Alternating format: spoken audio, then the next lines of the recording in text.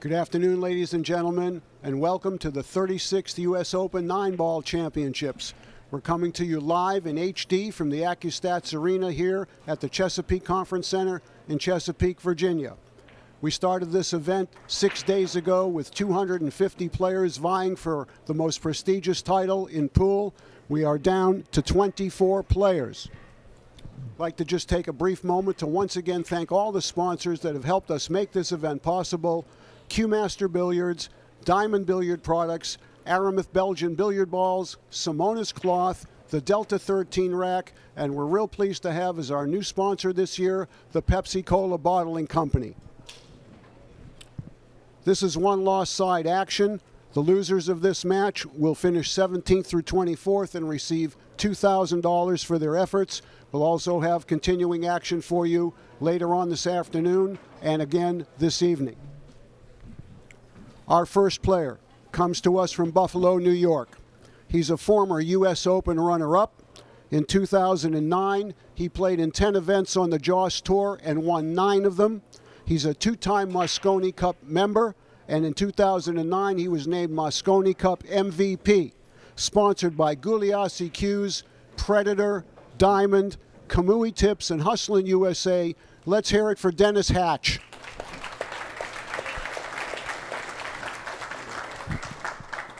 Thank you very much. And his opponent from the Republic of the Philippines. This gentleman is a 2-time Philippine National Open champion. He's the 2010 Predator 10-ball champion, and he's the 2010 U.S. Open 10-ball champion. Sponsored by Jonathan C's Negros Billiard Stable, Jack Justice Cases, Copico, Hustlin' USA. He's known as the Slayer, Vann Corteza. Gentlemen, please lag for the break. It's rack your own, race to 11. And we're going to go ahead and send it up to the booth to Jim Weish and Hall of Famer Danny DiLiberto. Well, thank you again very much. Great to be here. Hope you're joining us. And we know you're looking forward to this one just as much as we are. Vann Corteza, one of the great players from the Philippines, up against the Hatchetman from Buffalo, New York, Dennis Hatch. It's a race to 11. This is loser's bracket on the TV table, so there's no tomorrow for whoever falls short in this one, Danny. And Lee won the lag. I mean, a tough lag that looked like he froze his. Tough to beat. Nice to start off first. We'll see how nice it is shortly. Great player, Lee. Won the Turning Stone a few years back. Another one of the great Filipino players.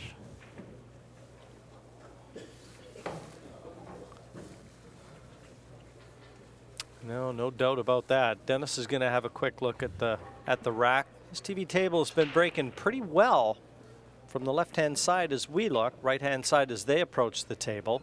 And all the players seem to be using the cut break. Vann is going over to the left-hand side as he looks. See how this works. Rack number 1.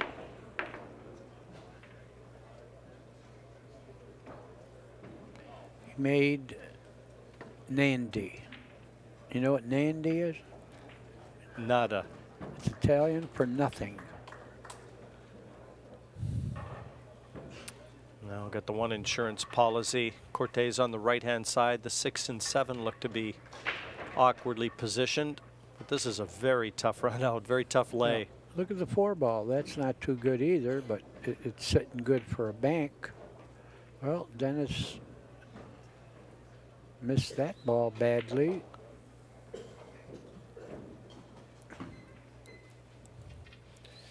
Former MVP in the Mosconi Cup, Dennis Hatch. Last time it was played on American soil. And then Team Europe ended up winning it when it was played in London last December.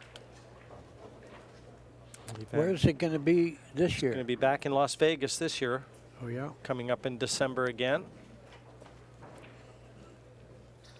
And Europe enters that as the champions. And this event, the last event that the selection committee will be taken note of as far as selecting players for both Team Europe as well as the American side. Well, he's not snookered, but the way the balls are sitting, there's no bargain here. I wouldn't even shoot this except for where the 9 is. You know, if you bank the 1 all the way down perpendicular, you're liable to leave a shot at the 9. And the way the layout is, this would be the kind of rack you would shoot the 9.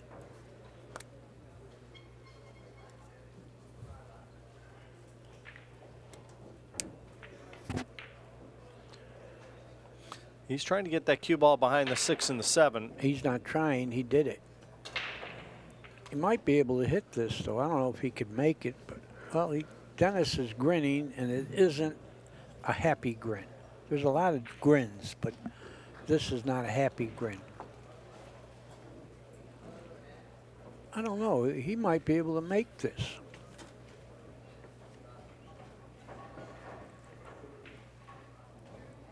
Well, now he's looking at it again. I did say might. Oh, what a good hit. He's got a lot of work to do, though. Look at this.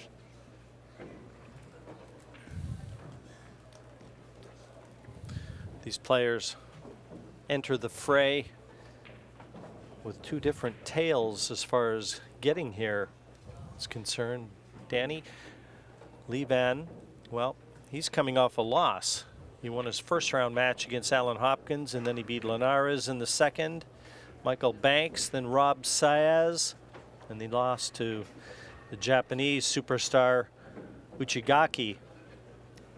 Whereas Hatch, by comparison, well, he beat Richard Brompton in the first round, then Dupuis, and then he lost to Warren Kiamko as early as round 3, but then he's beat Sean Wilkie, Hunter Lombardo, Chris Bartram. He lost on the hill to Kiamko. He did, 11-10. Yeah. And then Foster before this match against Vann Corteza. So in terms of which one of them should be in a better frame of mind, you'd have to give that edge to Dennis. Oh, yeah, that's what I tell people when they get on the loser side and they start winning a couple of matches. You keep getting someone who's psychologically defeated because he just lost on the winner's side. So it's a little bit of a plus if you're on the loser side in rhythm, because you play a lot, so you stay in rhythm. Well, you know what Mika did. He lost his second match and then won 14 in a row and won this tournament.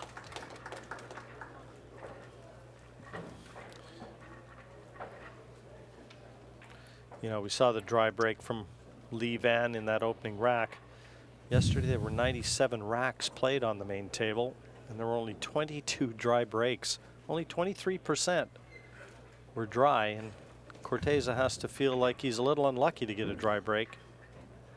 But still, that 6 is the key ball in this first rack. Well, if you're going to get a dry break, get it when the balls are tied up. Dennis is going to play for a bank, I'm sure. I wouldn't gamble on hitting these. That's where he's looking. He wants to get straight in on this 6-ball bank.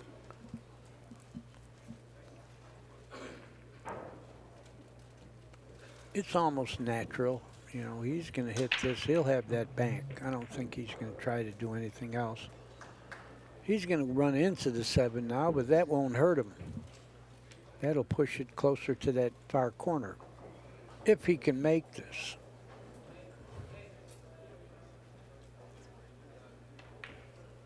He made it. He's got the 7, and it's nice to be left-handed when you got this shot.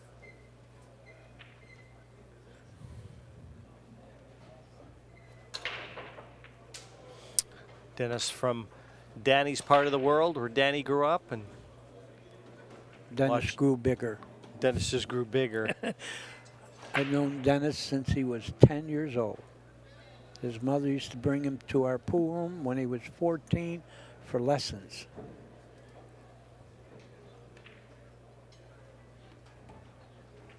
He's got a great touch, doesn't he, for a big fellow? Yeah. Yeah.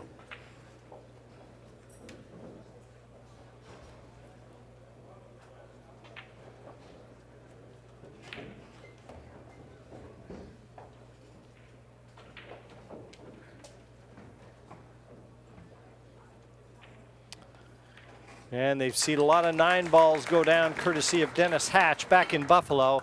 And we've just seen one here in Chesapeake. 1-0. Dennis Hatch opens his account here against Vann Corteza in the 36th annual U.S. Open 9-ball championship.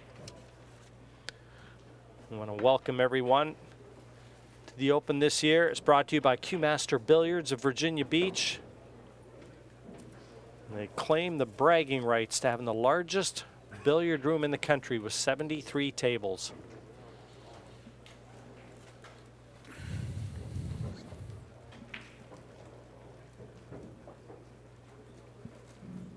It has a few bars in it, has great food, and Barry Berman has named one of the sandwiches after his dog, Buddy Burger. Well, breaking from the same side as Vann. Enjoyed no success, did Vann, and the second dry break of the match. Astounding how the table conditions change from day to day. Fickle, very fickle. Well, I think he can go behind the 2-ball here. He can bank this kind of perpendicular and float right behind the 2, I believe. Oh, he's cutting at it. He's shooting. He feels like shooting. Yeah, it looks like he's going to cut at it. And he made it. Or you're going 2-ball. I think it stopped just in time, but nothing easy about getting from the 2 to the 3.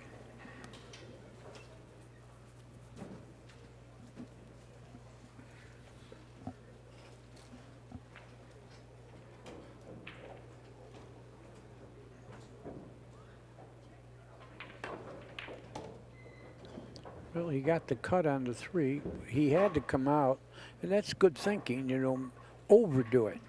You can go wrong underdoing it, but not overdoing it. Another one of the great Filipino players. None of them could have played for the NBA. But you know what the #1 watched sport on TV is in the Philippines? Soccer? You just mentioned it. Basketball. Oh, really? They have a league in the Philippines. It's the most watched sporting program on television. Wow. There's a trivia one for you, Danny. You can pass that one on because you don't see many 6'10" guys in the Philippines. You don't see any 5'10" guys. But they like to exaggerate. Ron Alcano is the tallest of the Philippines, and people like to tell me he's 6'2". He's shorter than I am. He really is. But he's bigger than the rest. A great player. Where is he? He always finished high here. He didn't show up. Yeah, no. He never came over. Dennis Herculo and obviously Efren Reyes and Francisco Bustamante never made it either. It's a long trek from Manila all the way to the East Coast here in the United States. You know, they make that long journey to LA or San Francisco. It's a long journey. It's longer to Norfolk too. Good shot. I think he's going to have to go 3 rails here. He's got to catch that side rail, avoid the pocket, and go 3 rails to the 7.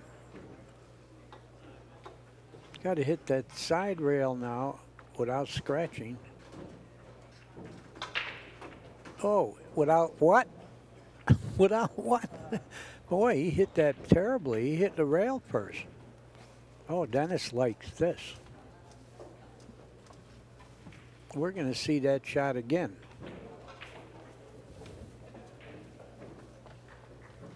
Yeah, Dennis will waste a little time capitalizing on that mistake from Corteza.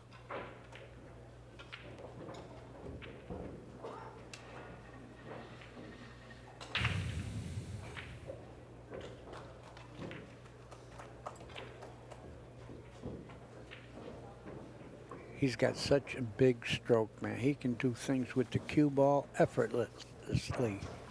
That's tougher to say right now. Especially I got a little hangover.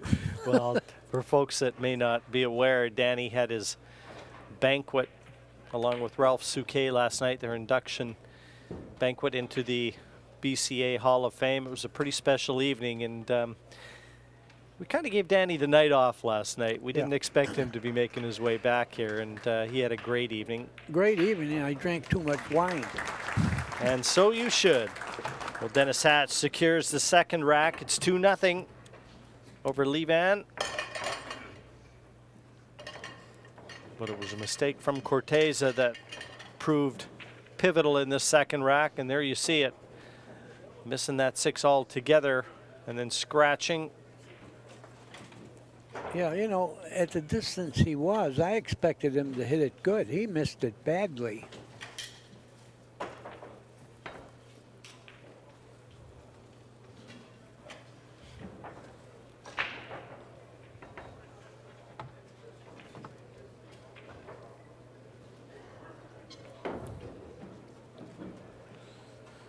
Well, now Dennis has seen 2 dry breaks from the left-hand side as they approach the table. Let's see if he goes over to the other side, Danny, because that's where we saw Johnny Archer and Jason Klatt and everybody stringing racks together from the other side of the table, but he's not changing. No, you gotta watch. You gotta watch where your opponent breaks from and yourself, so you could wind up picking the best percentage break. Oh, this is He a lot made better. one. Oh yeah, look at the layout. Oh, he's got a good chance to get to 3.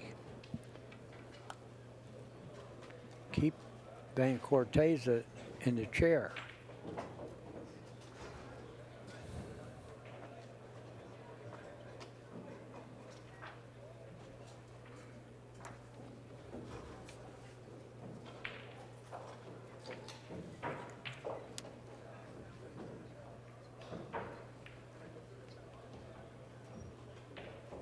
Perfect, perfect, perfect.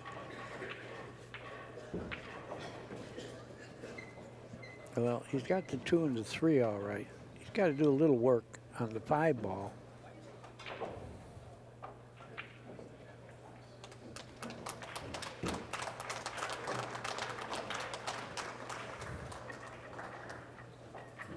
Got a winner during table number 1, Warren Kiyoko. He's going to have to shoot the 3 right-handed. 3 o'clock round. About a hand from Mitchell over Mitch. Great tournament. Right now he was measuring to see how he would get the angle on the 5 to get to the 6. I don't know if he wants to be straight in. He could, that would help, but he would have to draw the ball all the way back past the 7.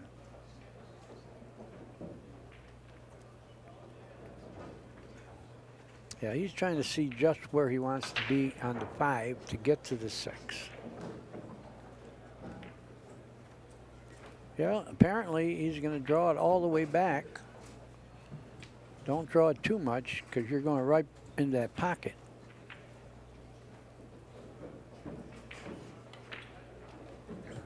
Get it? Nice shot. Stayed on the rail, though. I don't know how good that is. Does the 7 go by the 8 in the side? I don't know if it does. He's looking at it. Yeah, coming to check it out right now. Yeah, being straight doesn't put him in very good stead. So he might have to show us something here. A little bit of that cue power. Yeah, he's going to try to draw it all the way back and shoot the 7 in the same. No, he didn't. He's going to shoot it in the corner. I better shut up. He's all right. If he makes this, he's going to have an easy shot on the 8. He overcut it. He overcut it. Oh boy, that's a rare, unusual miss. He's looking at it. Yeah. Well, that's because he got straight in on the 6. You would have liked to have a little better shot, but I expected him to make it. Corteza is happy, whatever happened. Even if he can't make the 7, he's got to be happy that Dennis missed because he would have been dead, at least this game. Well, he curved it in, but he's a mile away. with a wrong angle, it isn't like he could cinch this and have an easy shot. He's going to have a tough shot on the 9 too. I always lost a little heart when I had a tough shot, and I know that I'm going to have another tough shot next. And that's what happened to him too.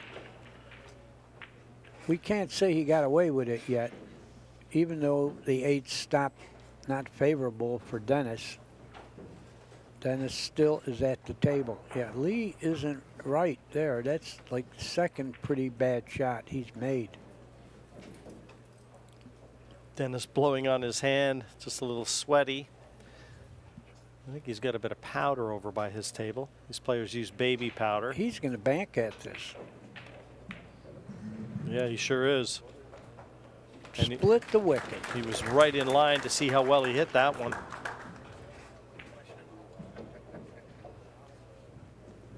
Now to erase the memory of that miss on the 7, he can knock this 9 in.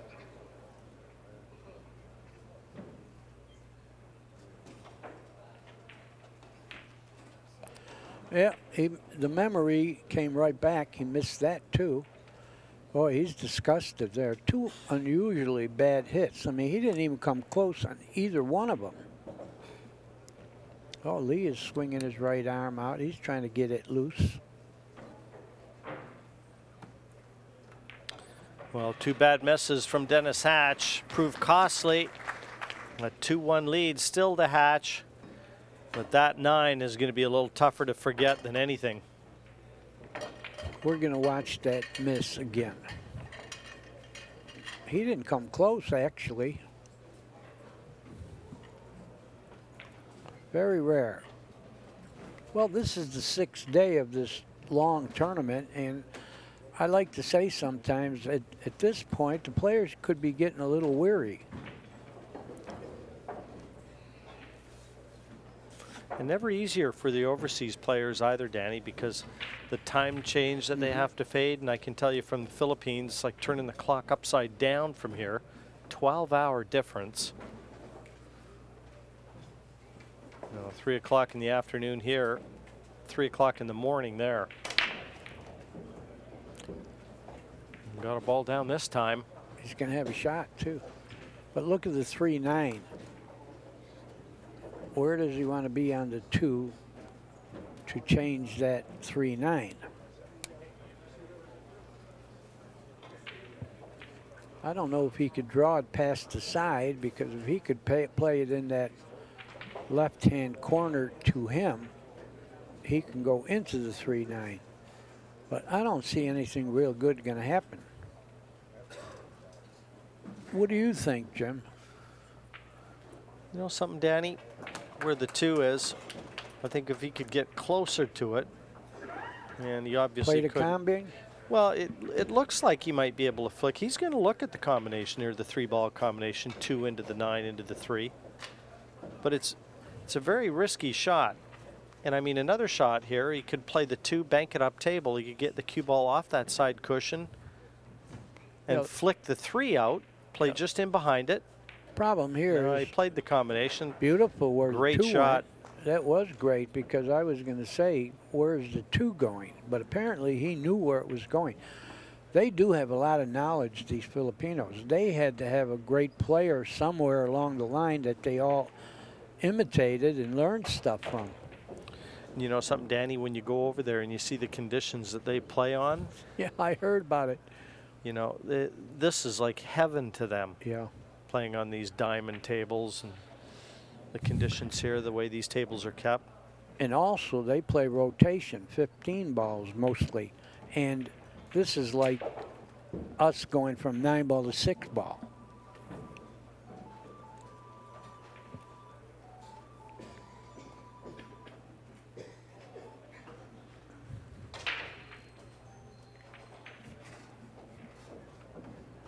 Somebody had a phone ringing next to us. It sounded like a swallow.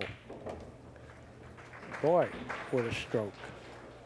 But he's on the rail. He's got an angle where I think you're going pretty close to where the 8 is. You don't want to hit the 8. Yeah, He's going to try to put a little left-hand English so he gets away from the 8 when he hits it. He missed it. Corteza is not right. He's not right. Wow. Yeah, he looks shocked. He ought to be, but that is like, I think, the 3rd ball he didn't hit too well. Both of these players scowling as they leave the table. Yeah.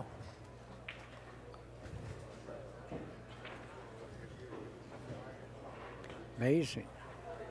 Dennis is making funny faces, but I would make a happy face. The guy missed that.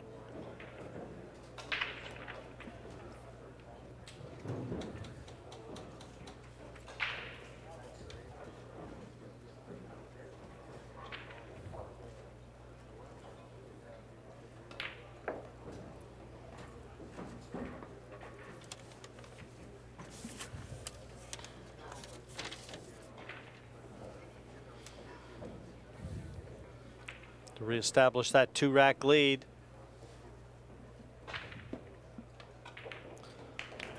Dennis Hatch, this time capitalizing on Vann Corteza's mistake.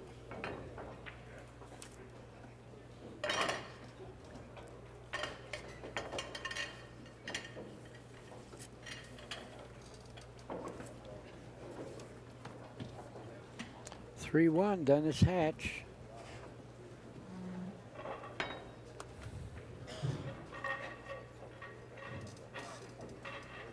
He didn't like it. A race to 11, just to remind everyone. This event started back in 1976. Mike Siegel won the very first U.S. Open, only 16 entries back then. Siegel, a 3-time winner. And I think 2 players won it back-to-back. That's correct. Nick Varner and Mika Immonen. Nick back in 89-90 and Mika 2008, 2009. Last year's winner is still alive in the winner's bracket, looking to duplicate their feats. Darren Appleton. Yeah, Darren Appleton. Little man with a big heart.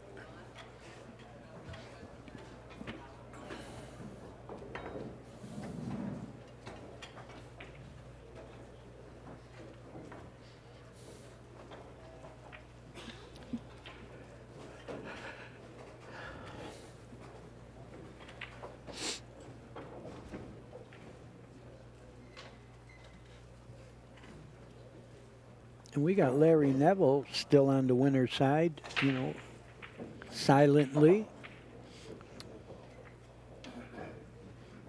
Yeah, kind of under the radar, isn't he, Larry? But he's a great player. He is.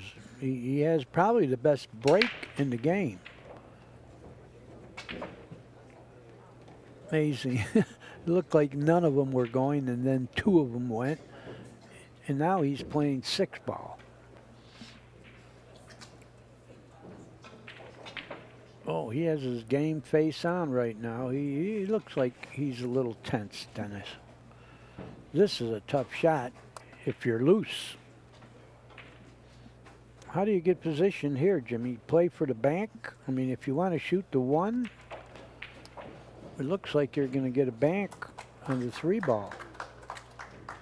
Well, Dennis has made a couple good bank shots already, but, well, I'll tell you what, how good of a stroke does he need here? Look at this.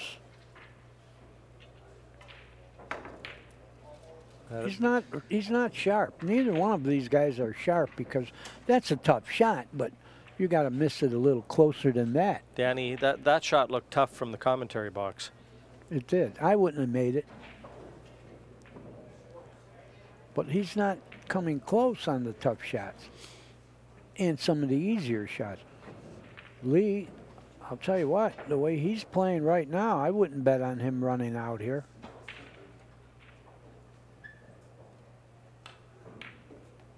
Ooh, that trickled and he went in the side. And that's just because he didn't hit the 1 good. No. Even though he made it, it went into the left-hand side of the pocket. Here we go, another replay. Watch the 1. See, it barely went in, and a little bit of an overcut, and that cost Vann Corteza the cue ball. Yeah, a little fuller hit, and he would have went past the side. Well, Danny, you called it. You didn't like him to run out. No, he's not playing well. That's not a genius remark. Neither guy is sharp. That's all I could say. For whatever the reason is it because it's getting near the end? Is it because they're on the TV table? They've both got experience doing this. Well, Dennis loves it right now. He's not played well, and he's going to go ahead 4-1.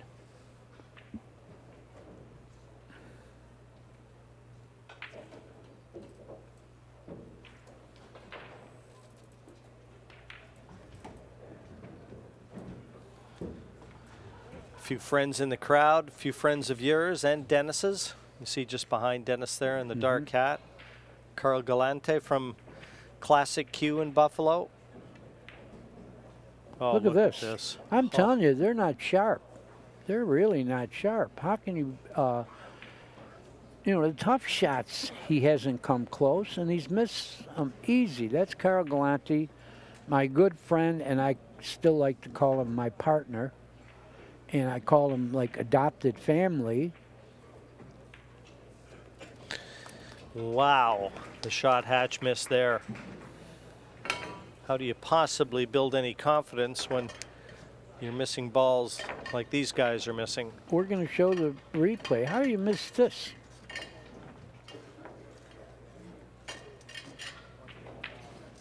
Oh, he's got to be real. How can you get up next inning and feel good, right? Holy God. Very unusual. Very unusual. Dennis is one of the best shot makers in the game. He's missed relatively easy shots so far, and he's still winning 3-2. You know something, Danny? You know what I used to be like when I was playing snooker? If I knew that I wasn't firing, I tried to just buy myself better opportunities. And, you know, when Dennis looked at the one early in this rack, a shot like that, he knows he's not playing well. I think you've got to opt for discretion sometimes. Just try and buy yourself a better chance instead of forcing the issue. You're right about that. Vann Corteza, rack number 6. 3-2 he trails. He made the ball on the side. He's a mile away from the 2, but he does have a shot at it. But this is what I was talking about earlier. I would get discouraged here because all you're going to have is another tough shot after the 2. You know, look where he could cue the ball, but I don't think he's going to fire it and try to draw and get real close. He's going to have another tough shot. Who's going to get rolling first of these two guys?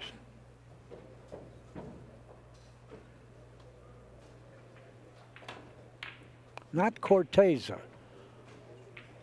Boy, isn't it something with sports when it's obvious they're playing horrible? Well, Dennis is taking a break, and I think that's a real good idea. Just go and get yourself composed. You know, get those negative thoughts out of your mind, and you know something, you give your opponent a chance to stew on his last miss. Yeah. Who else do we have to talk about here? Well, let's see. Is there anyone else? Oh, there, here, the fellow right there in the middle of your screen. He's a buddy of mine, Jesse Piercy, right there. He came from London, Ontario, Canada. And you see the numbers? He's actually a mixed martial artist, Jesse, and of some renown. He's trim, I know that. Yeah. Isn't he the one with tattoos on his arm? That's him. Look at the tattoo to the right of his eye. What does that say, 23? What does it say? I can't see it. But as nice 23. A guy as you want to meet, Danny, he's like a gentle giant, but one of the guys you don't ever want to mess with. Well, you know what? A lot of those tough guys are real gentle. He really is. Yeah, you got to really do something to them to get them mad. He hits a switch when he goes into the ring. Out of the ring, he's just an absolute gem. Well, I'm ornery out of the ring and in the ring. Everybody says, you're a nice guy, Danny, but I'm ornery. My only flaw. Other than that, I'm as perfect as you, Jimmy. All right, on with the match here. Let's see if Dennis can get something going. Well, we'll see if that little break helps him. Watch outside. Oh, he caught the point. There was enough room to go in there, which makes his nerves get a little worse in case his nerves are, you know, you not only got to have physical stamina, you got to have concentration stamina and your nerves stamina, which means you got to be in good shape.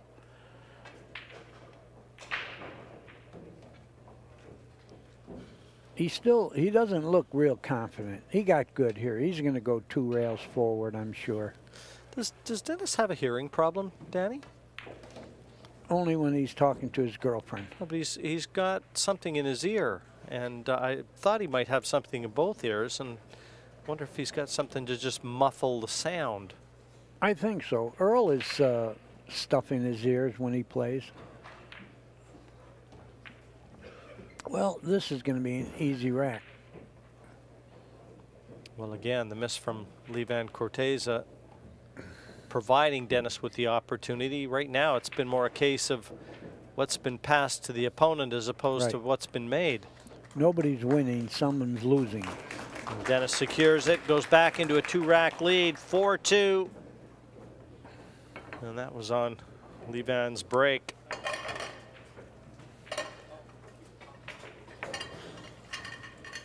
Well, that little break that he took might have worked. But again, you see he's got something in his ear and in both ears. So he might just be plugging his ears to kind of muffle the sound. Have a look. Yeah, that could have been what he did on his break.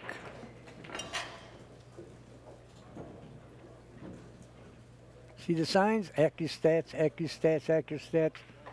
1-800-828-0397. Call Pat, get the catalog, and we got all kinds of games. Comedy, 3-cushion, 1-pocket, 9-ball, 8-ball. Call Pat. Big selection.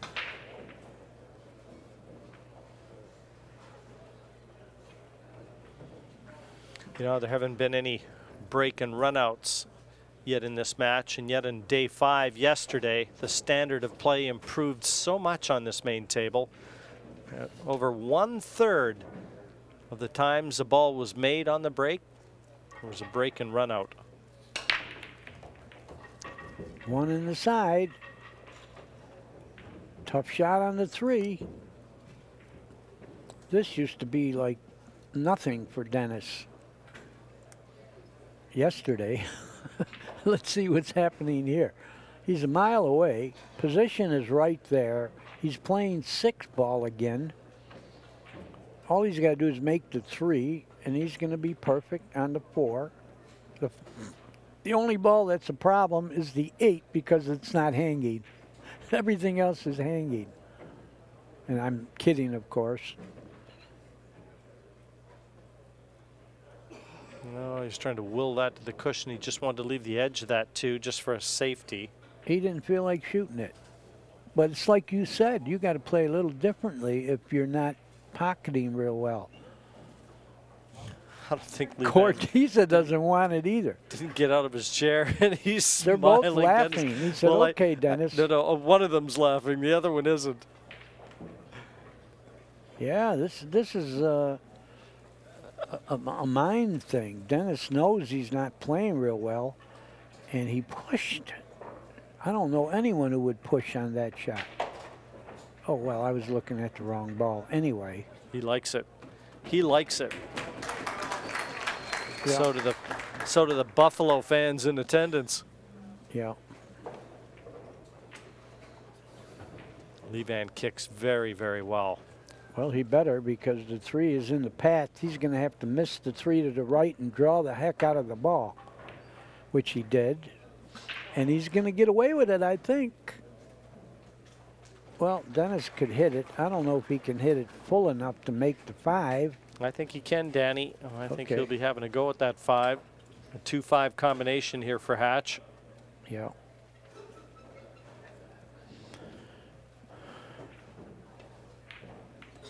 He made it. Where you going, cue ball? Where you going, cue ball? No, I think it's just stopped. in time. Yeah, I was calling the wrong ball. The 2 suddenly looked black to me, and I was calling him not wanting to shoot the 3. My error. I'm playing bad too. Very good hit. Very good hit. Looks a little better since that little break, doesn't he? Yeah. Plus, he plugged his ears. That might help, too. I don't know what was bothering him. But it's working. I like his end of running out here.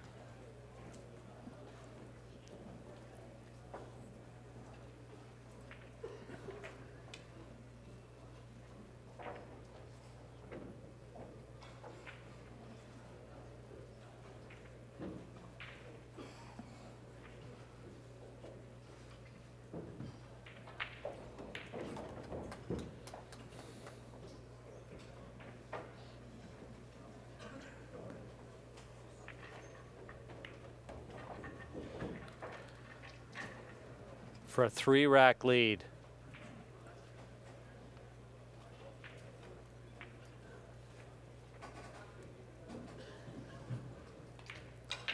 Well, Diamond makes the table. Hatch is filling the pockets. And that's a 5-2 advantage now. With the break to come in rack number 8. I want to tip our hat to a few of our event sponsors. Again, as always this year, we want to thank Diamond Billiard Products for supplying this beautiful match table.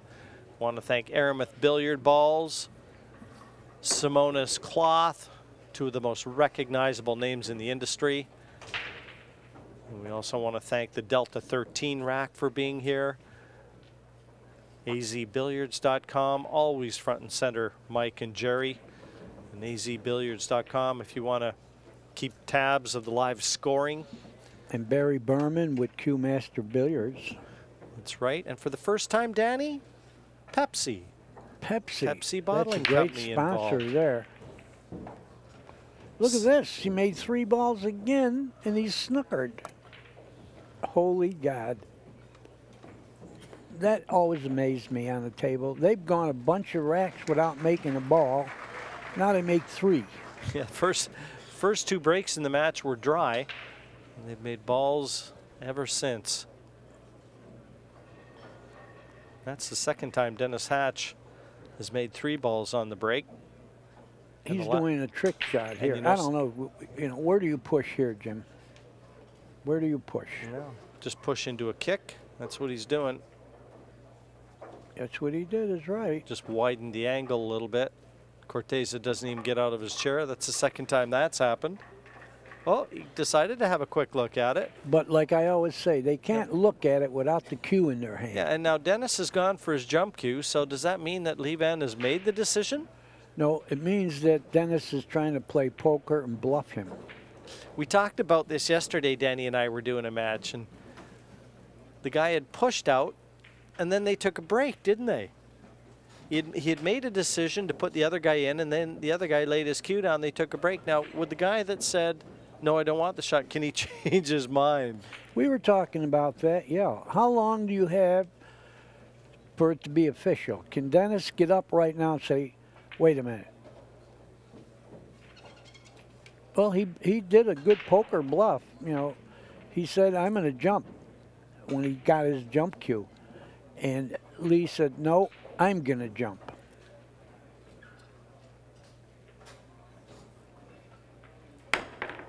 Oh, he made the five. I know he wasn't playing the combination, but it went in. Well, again, he's smiling. Dennis isn't. But here we go again, and this is another indication that he's not sharp. Look where he hit that, too. He was so far off that he cut the 5 in. Well, let's see what he can do here. He's supposed to just shoot it and stop right there. No, he couldn't. It had a little angle. He made a good shot there. Good recovery.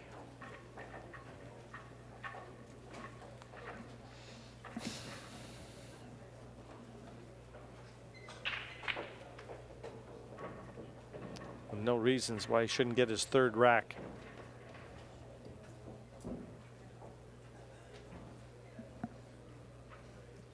Yeah, he can get close to the 8. That's what you want. Very good, but he might not get off the rail when he makes the 8. He knows it right now. And he knows he's struggling. You don't want to be shooting this 9 frozen on the rail with the cue ball. I don't think he can get off the rail.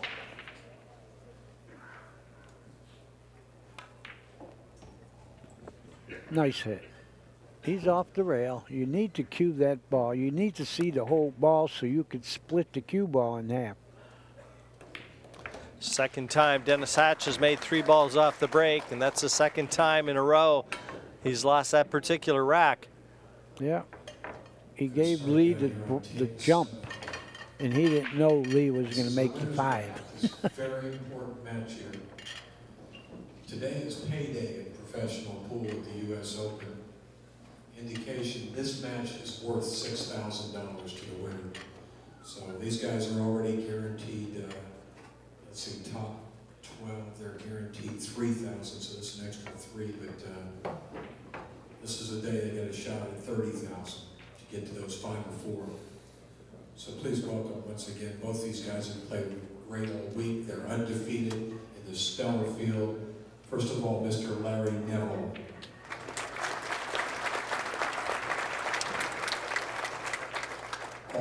Dennis just wanted to have a quick look at the rack before Lee Vann was going to take it apart. Got the 9 moving. But that's about it. See, this is what I don't understand.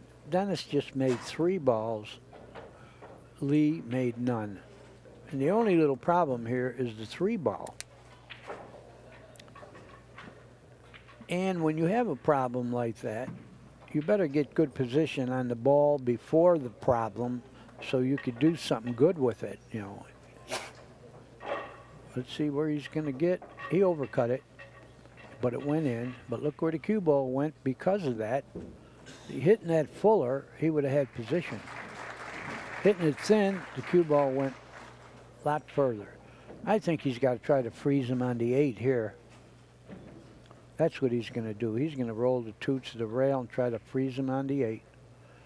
And he did do that.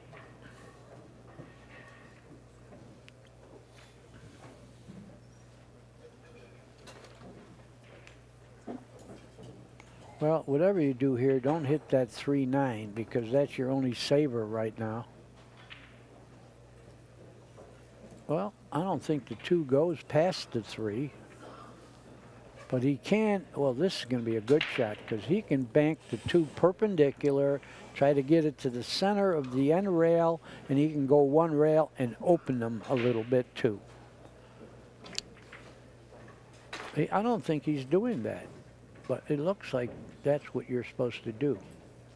He's got his ears plugged so he can't hear me. Yeah, I like going forward. Don't you? I mean, bank it. Yeah, you're a snooker player. You'd see this in a minute. Yeah, that's the shot. Just take the cue ball down off that side cushion behind the 3 and the 9. Yeah. And like you said, Danny, ideally you'd like to be able to just poke that 3 out, wouldn't you, and leave the cue ball behind the 9. That's what's going to happen here. And the 2 could be on the end rail. I don't know. Is he going to try to make this and then bank it? No, he did that all right, but he didn't do it hard enough. He did not do it hard enough, so he didn't really do anything with the 3-9. He might have left the edge of the 2. He definitely doesn't have a shot at the 2, I don't think. He's having a great year this year. Please welcome once again one of the most exciting players, the Lion, Alex Pagalian.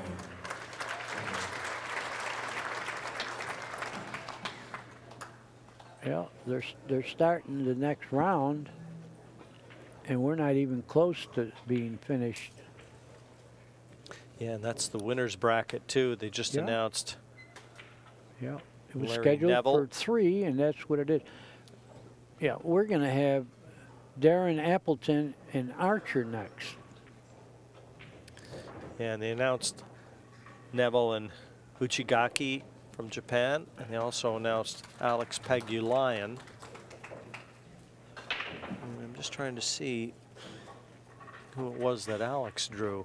He's playing UEGC from UGC from the Netherlands, the reigning world 10-ball champion. Well, here comes a little bit of a jump. What are you going to do with the 3? You're going to open it up is what you're going to do. He left a cut on the 2. He does have a shot. Needs a little left-hand spin, as you say.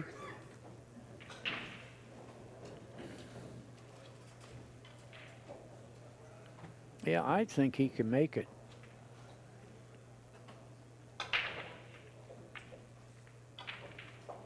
Ooh, he almost overcut that one, but almost doesn't count. Now, I think it's going to be tough speed to get to the 4. I mean, I think I'd go right to the side pocket with this. Fine, fine. You might even want to brush the 7. Get that out of the way. It'll only make position from the 6 to the 7 easier. You know, I mean, he can get position for the 6 from the 5, but I would try to brush that 7 because you're not gonna jeopardize shooting the 5. Yeah, I think he'll take the cue ball into that 7 for sure here. Yeah. That's what he did. He made the 7 a lot easier. Now I think he's got to use a little reverse. I don't think he wants to go natural speed because the 7 could be in the way of the 6. I think he's got to use a little bit right center, hit that other rail, and come back to the middle of the table. I think going forward here, you're asking for trouble.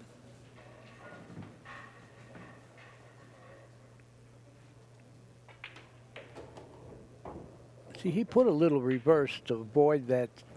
He got pretty good, too.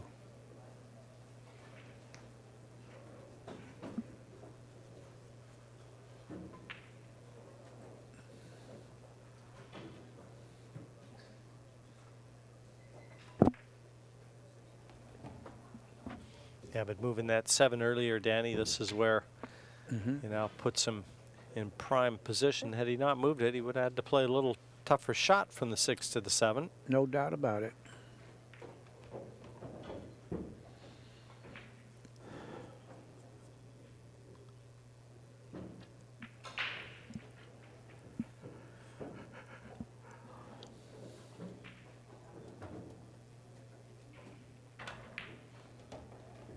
Very good hit.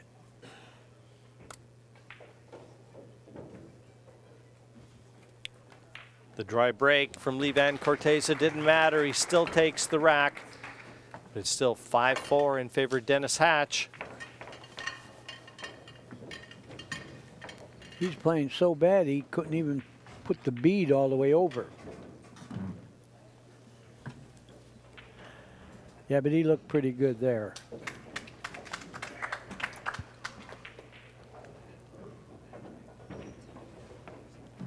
Well, Dennis has a beautiful girlfriend in Buffalo, and I'm sure that's who he's texting. Excuse me. Well, he's definitely texting somebody, isn't he? Yeah. All right, we're going to start our 3rd winner's bracket match here. Rack number 10. Vann Corteza, the star from the Philippines. From Japan. He is the reigning world 9-ball He's not breaking them real well. What I mean, he would be to win the world 9-ball and the U.S. Open 9-ball in the same year. I don't know if that's ever been done. Well, I don't think Dennis will be shooting at this ball. Yeah, the 2 is sitting really bad. You don't want to shoot a shot like this without getting rewarded. So I think he's going to play safe. He should anyway. Bank the 1 back perpendicular. Today can lock up his place on the between the 3 and the 4. So please welcome fine player and cue maker, Mr. Sean Putnam. Sean is doing well. He's on the winner's side. Yes, he plays the reigning world 9-ball champion from Japan. Uchigari Yama, I believe his name is. Uchigaki Yama? Something like that. I'll let you say that one. It's in the ballpark. We have an Italian cookie called a Gucci Daddy. It sounds a little like that. So I could call him Gucciardi easily. Be a lot of fun. That's not his name, though. Thank you. You got to hit the 1 on that number and bank it all the way down and hope you don't leave a shot at the 9. That's the only danger there.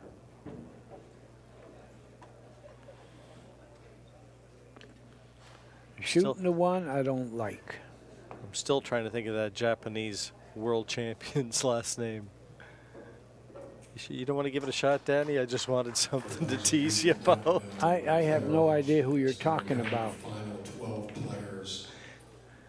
It's a chance for people in the audience to Uchigariyama. Uchigariyama is the name. Uchigariyama. Share in the proceeds from whatever Jerry Forsythe's looking at us. Says, yeah, you're just not right. Leave it alone. Just. Jerry said it now, but Jerry, I got headsets on. I can't hear you. Shoot it and stick right there. Nice hit, but he's going to sell out anyway. He did. He sold out.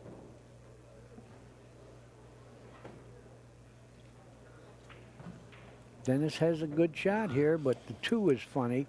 He's going to have to really put on some right-hand English, try to go at that ball. No, he went the other way. He wanted to make sure he's not snookered. Yeah, the 2-7 combination here, Danny. I don't know. It looks like the angle is pretty extreme with the 7. Where does the 2 go? You know what? It hits the cue ball again. Get it? Yeah, he couldn't get the best of that, but he has a pretty easy safe now.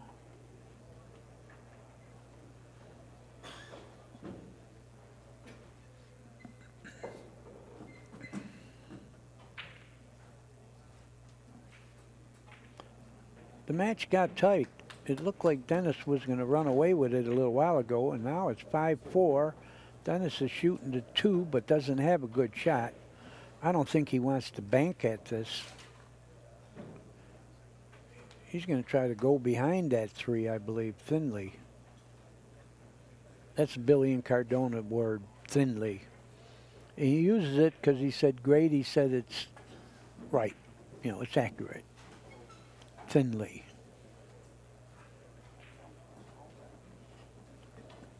Well, he can cut the 2 into the 6 and fall on the side rail, but he's in danger of leaving a bank. Well, he's looking at the 2-6 combination. Ugh. If he did play that shot, Danny, yeah, maybe just try and I don't like it. Play the safety and maybe take the 6 on anyway. He did, but he went behind balls. He didn't make the 6. The 2 is sitting funny. It does bank, but can you get to the 3 banking it?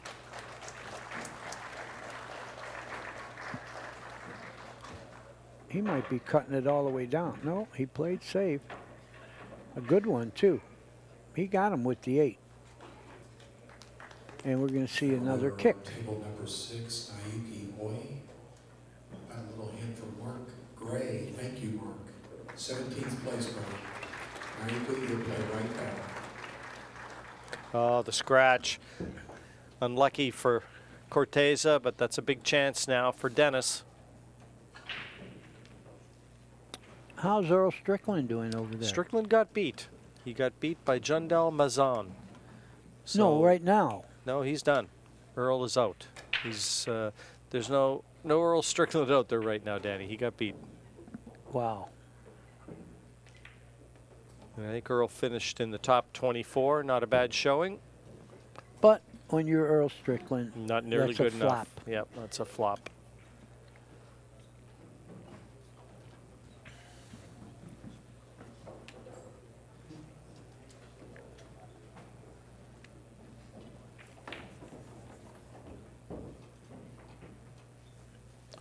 Perfect angle. Perfect angle to go to the 5.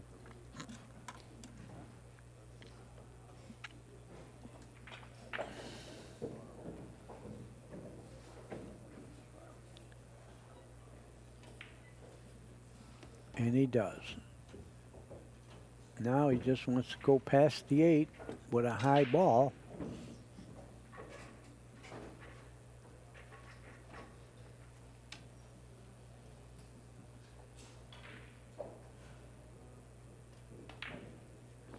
We're back to words again.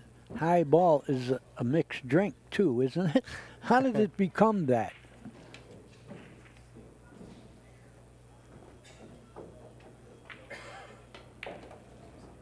Yeah, that was a good shot. Good stroke. But he has that big, powerful stroke. He can get the cue ball to move around without hitting it hard.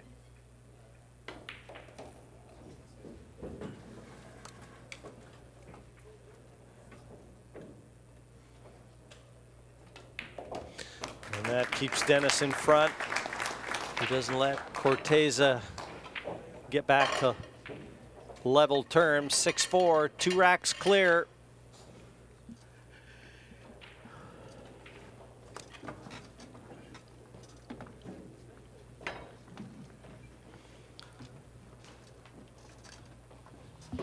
This hasn't been the most convincing effort from either one of these players to this point. No, but Dennis has played better the last few games. Marginally. After he better. went outside.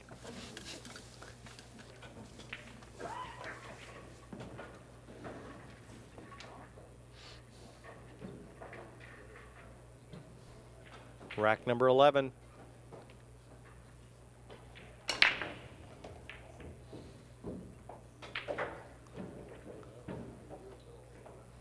Not bad. He's got a shot at the 1. Yeah, the 4 got tied up. But he's breaking much better than Lee. Something exciting happened in the background. Oscar Dominguez. Oscar, you get to play again, right again. You're going to play right now at 3 o'clock. How about a hand for Shane Van Boning? Wow. Oscar Dominguez just beat Shane Van Boning out of the tournament. That was a loser's bracket match. And that was your pick? That was my pick to win the tournament, you're right. But you know what? I'm not going all that well. Yeah, but you picked the right side Monday Night Football.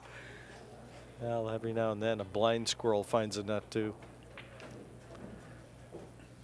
I'm notoriously bad at picking winners. Legendary. Just ask Jerry Forsyth.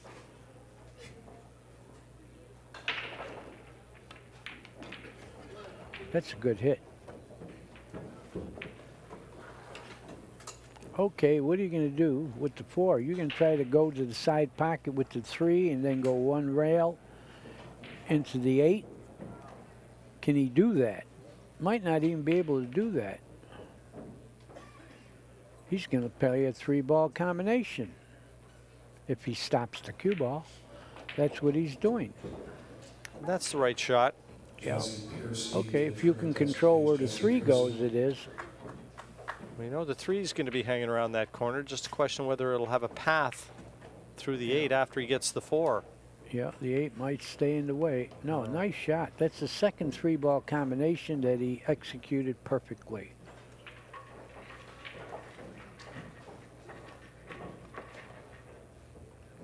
He's just sending a little message to Dennis Hatch to not count on him playing bad anymore.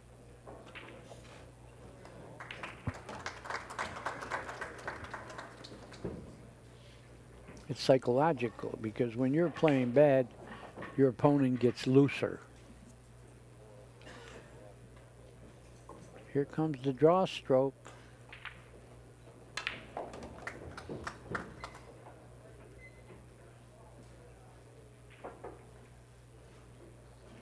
Wow, a little harder, he might have gone right in that side.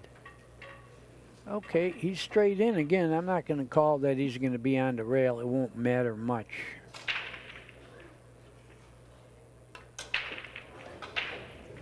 And he's on the rail.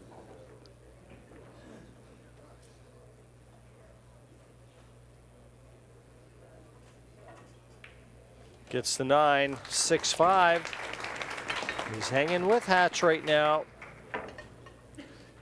Danny, I think you mentioned it early on. You just get the feeling if one of these guys hits another gear, could run away and hide in this match. Yeah, I did say which one of them will get rolling first. It's a match for sure.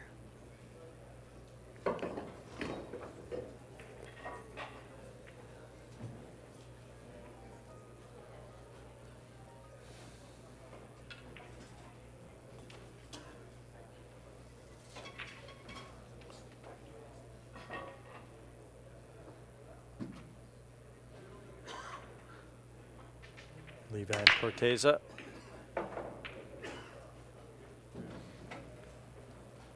And the break still stays fickle, and he left Dennis a great opportunity on the 1 to fall on the 2.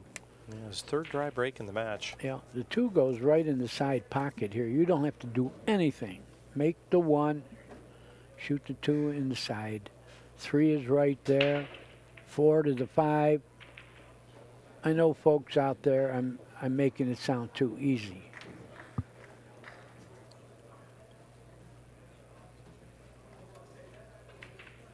Oh, he played the 3 first. I don't know, maybe it couldn't go by the 3. I don't know, I thought it could. He's got a funny shot here on the 1, and the funny part is you can't hold it for the 2 in the side, so he's going to play safe. That's another thing you were sort of talking about. When you're not hitting them real well, it's good to be a little more cautious. And Dennis is doing that because he's in a match here. He's only 1 game ahead.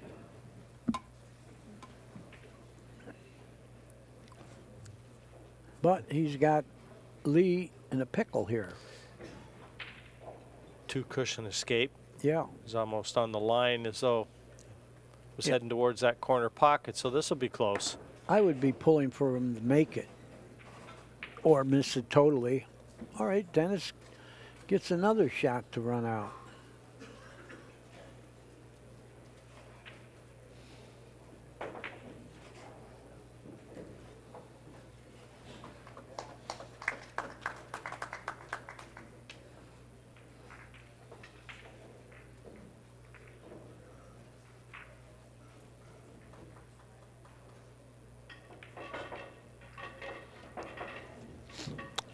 Perfect.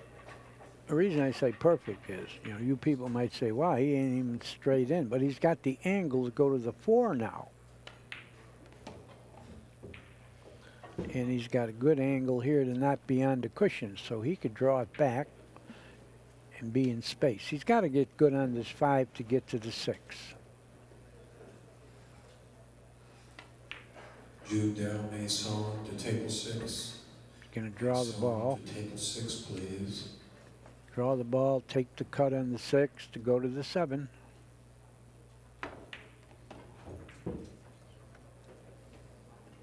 Pretty good.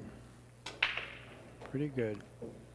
As powerful a stroke as Dennis has, he's got a nice action too, doesn't he? It's very precise. Now, I mean, was he the type of player that put in a lot of time practicing, Danny? Yes. Yes. Something's happening over there. That's why Dennis has got the earplugs on. He don't want the other table to shark him. But Dennis has a table in his house. Yeah. Diamond gave him a diamond table for his house.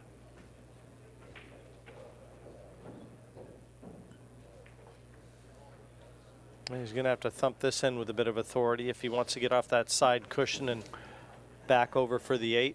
Yeah. And anytime you're playing him at speed, you've got to be a lot more precise. Well, he has the stroke to make this look effortless. He's going to draw out 1 rail and try to shoot the 8 probably in the same pocket.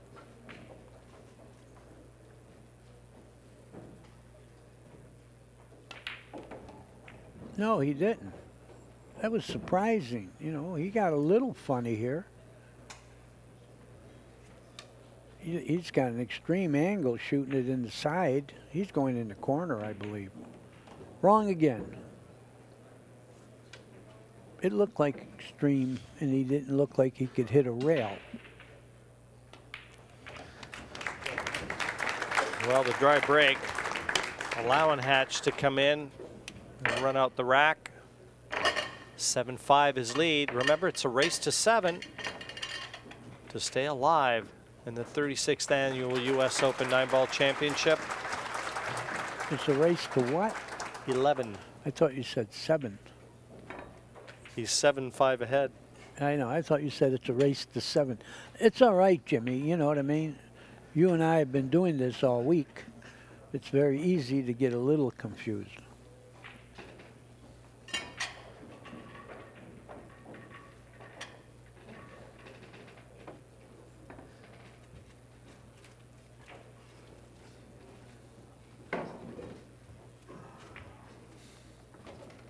Nice carpet, though. Yeah, it's red. Your favorite color. And from me drinking wine last night, my eyes are probably the color of the carpet. Still 2 racks in front.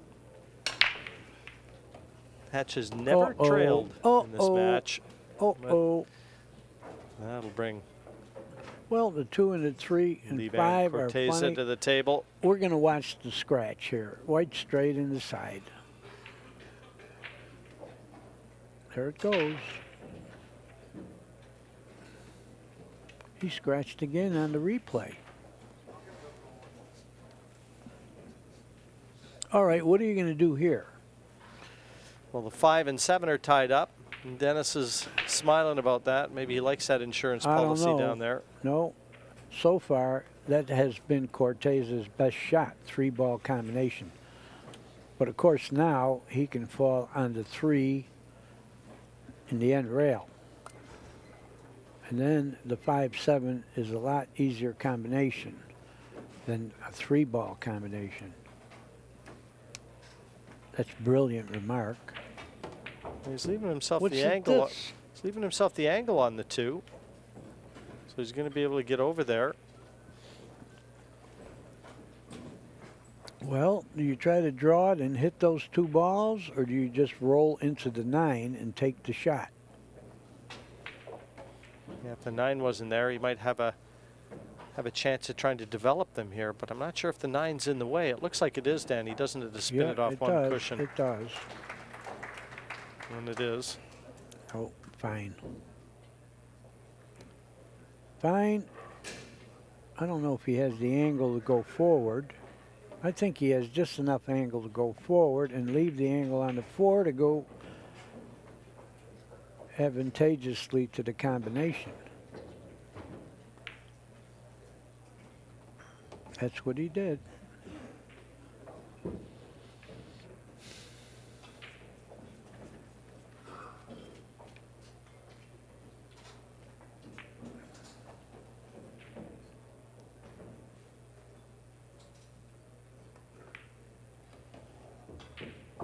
He got perfect.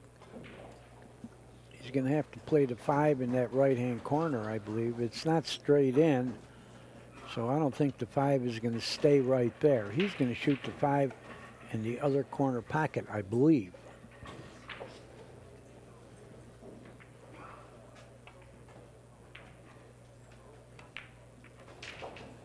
That's what he got. And it happened to hang. It wouldn't have mattered if it went in because he would have had a perfect angle on the 6. Behind the back shot, another behind the backer.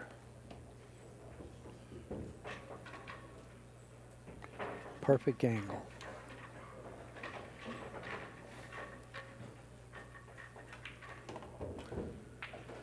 Well, this match very much in the balance. Yeah, they're going back and forth, and Dennis is keeping that 1-game lead. A scratch that time from Hatch. On the break. Here's the difference. Yep. And 7-6 confirmed. Dennis in front of Vann.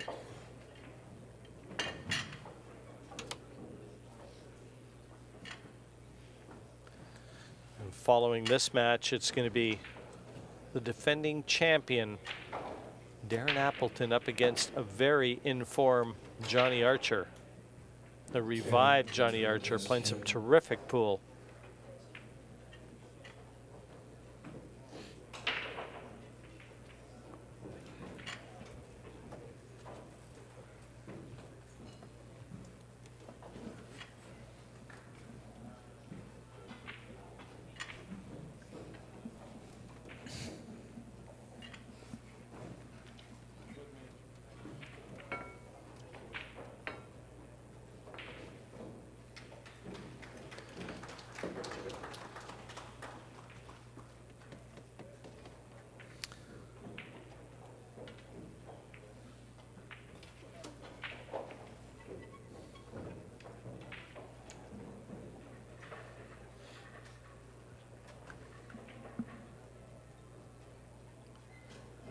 Just a quick check of the rack. And with it being racks winner breaks, a quick reminder, if that 9 is made in either of the 2 bottom corners, it is respotted. He made the cut break, and the 1 went in the side. Where are you, 2? He's got a shot at the 2 to get to the 3. Look at this break. If he falls on the 3, I think we're going to have a tie match. Well, Danny, I mentioned about the 9 in the 2 bottom corners. If it's made in the other 4 pockets, it counts as a win. That's a good rule. We've seen the 9 made in the 2 bottom corners a few times. Okay, why is it a good rule? Well, because with you rack your own, you know, a lot of times it's the 2 balls below the 9. If they're not touching, they allow the 9 to track towards that corner pocket. So I think it takes any funny business out of the rack. In reality, the matches we've been doing, it's gone as many times in the other pockets without a doubt. as the 2 close ones. Yeah, without a doubt. That's why I said why. Very good hit. Very good hit. Perfect angle to go to the 5. If anything, the 6 to the 7, if I were his opponent, that's what I would be pulling for to go wrong. Although he's a great player, you know. He didn't look it early, but after they both took that walk outside, their games changed a little. Well, this is when you want to get close to the 6, when you have delicate stuff going to the next ball. You want to be as close to the 6 as possible. That'll help you control the cue ball. And that's what I tell people. Whenever you can get close to the next ball without gambling on missing, do it, because you're going to have better control to the next ball.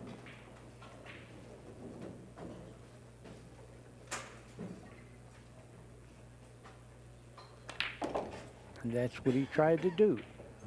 He's over the top, though, a little bit, and he's not a big guy, so this is going to be a tough reach, I believe.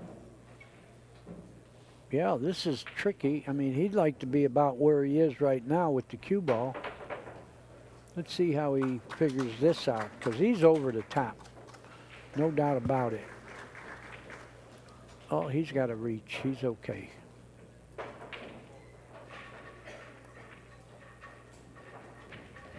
Good shot. Good shot. Now all he has to do is avoid side pockets with the cue ball. Loser here will finish 13 through 16. I believe that's 3,000. You know, he's going to hit it full and go to the 8 in the side. Well, that's. He got it perfectly. It'd be 4,000. 3,500 it is.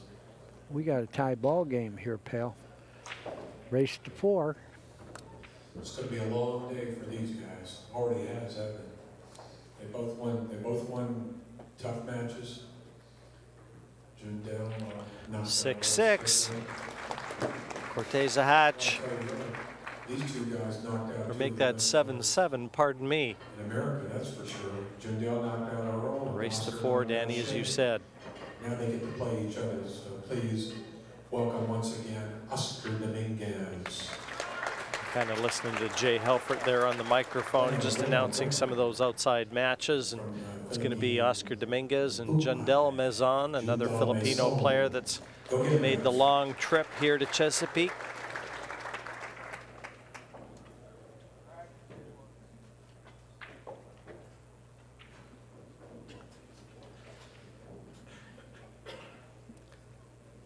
Well, Dennis doesn't seem too bothered. No, he's chewing gum to relax.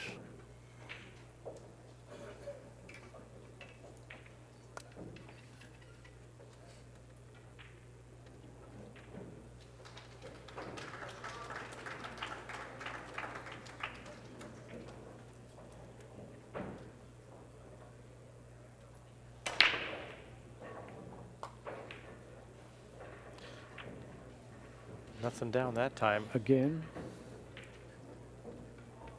All right, what do you do if you're Dennis? It looks like he's got a cut on the 1. I wouldn't think of shooting this. This is another one of, I get to use my word, perpendicular, safe. Might go behind the 2.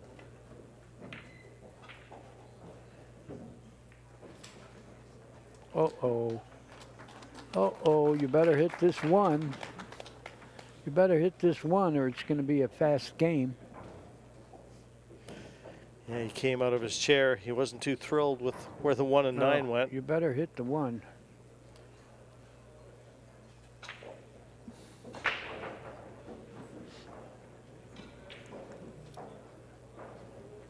He might be going right in the pocket. Look at this. What a hit. What a hit. Oh, man. Well, Dennis is taking another break. Again, he's got a good shot that's going to welcome him when he comes back. Can you take a break when the other guy's shooting? Well, it's Dennis's shot. Oh, he hung it. I thought he made it. Oh, I'm blind. Yeah, let's have Here another we go. look at this hit. As close as he came to making this. I thought he made it. Watch this. How did you miss that? Just. Wow. Yeah, I quit looking at it. I thought it went in. And Dennis Hatch is back with the 1 hanging over the jaws of the corner pocket. Well, if you happen to get the 1 and 2 in, you got a little tricky play with the 3-8 combination. Only because you got to control the 3. Not anymore. Yeah, he didn't want to contact. They cut the Oh. 1 too thick. He snookered himself, and the 3-9 is a possibility. Well, he's got a bank. I don't know if he can make the 2 right in, but he does have a bank. I can confirm that Uchigaki was, in fact, 4-1 ahead, now 5-1 in front. Well, could have gone a little better for Dennis here.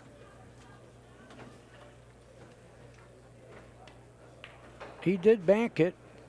Not only did he bank it, he fell on the combination. Perfect. And the crowd, a very knowledgeable crowd. And I was telling one of the fans in attendance here, he was asking, it's his first U.S. Open. I said, most knowledgeable crowd of any in the world, any of the events I go to. 3-9. Oh, 3-1 in straight. Yeah. Well, let me tell you about that knowledgeable stuff. Of course, the tournament is over, but for many years, they had the Johnson City tournament, and those people got real knowledgeable because we played all games. Here, we could say they got knowledgeable about 9-ball. But Johnson City, we had 1 pocket, straight pool, 9-ball, and they really got knowledgeable. Loser here will finish 13th through 16th.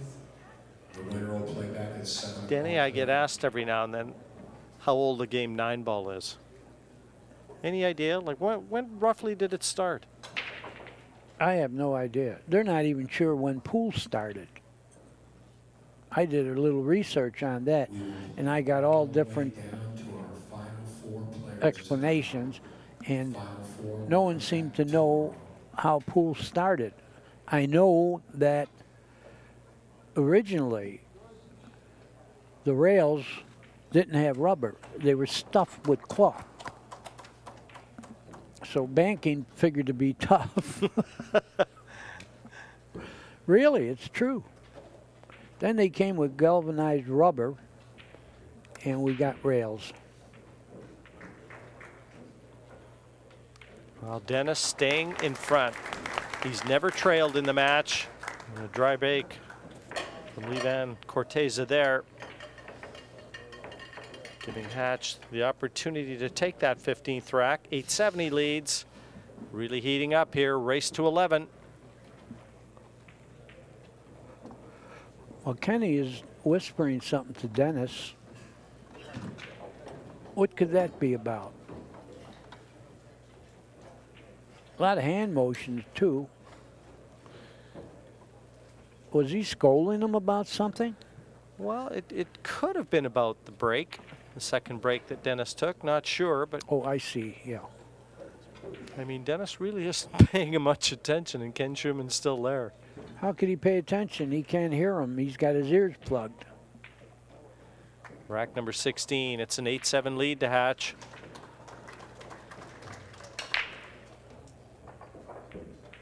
Six ball went down. He's got a shot at the 1. 3 is next. No, the 2. The 2 is near the pocket there. Can he get by the 4 to make the 2, or does he have to go to the corner?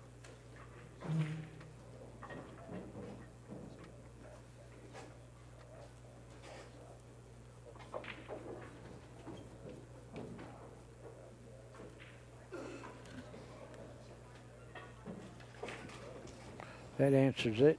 He had to go to the corner. I don't know if he can get in there enough to make it inside, but no, I think he's got a pretty easy shot in the corner. Yeah, Danny, I think he'll play it in the corner anyway. Yeah. Well, then the 4 to the 5 could be a little funny. Uh-oh. I thought he overcut that. Well, there was an anxious moment even from him. Yeah. But the big shot is from the 4 to the 5. Dennis is going to need the angle on the 4 to get down to the 5. And it certainly doesn't look like it's available to the bottom left as we look. So he's got to get on the short side to play the 5 into the bottom right corner. And that's what he's looking at right now. Yeah. If he's going to shoot that 4 in the side pocket, he needs a real good angle. Real good angle.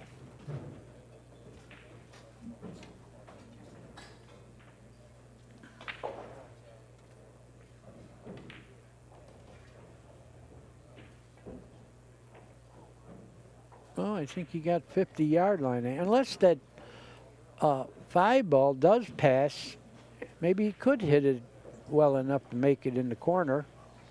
But if he didn't, he's got to do something spectacular here, 4 to the 5. Yeah, he's making a face like it's not obvious. Yeah, I think that ball can go in the same corner he's shooting this. That's the reason he went over there. Oh, maybe. Look at this. We better call a referee here. Possibility of a bank, I think. I'm almost positive from that angle it won't cut in. How about a possibility of just shooting it straight on and sticking there behind the 9? You know something? If he left that cue ball closer to the cushion, I think you're exactly right, and that is a possibility, but I think he's banking this. Yeah, he's banking his wallet. That's what he's banking. Well, Corteza has a chance to tie it up again. Thin hit on this ball, but I'm sure he's going to shoot it. You're going to get position. You're going to go 1, 2, 3, 4 rails to the 8 if he happens to cut this in. No, he's not even going to go 4 rails. He's trying to kill it 2 rails. Well, I was right the first time. I better shut up and listen to myself. Perfect. Good shot. Big let off from Dennis there, though. I even counted all the rails, Jim, and then I doubted it. Wow. Race to 3. That's what we're looking at.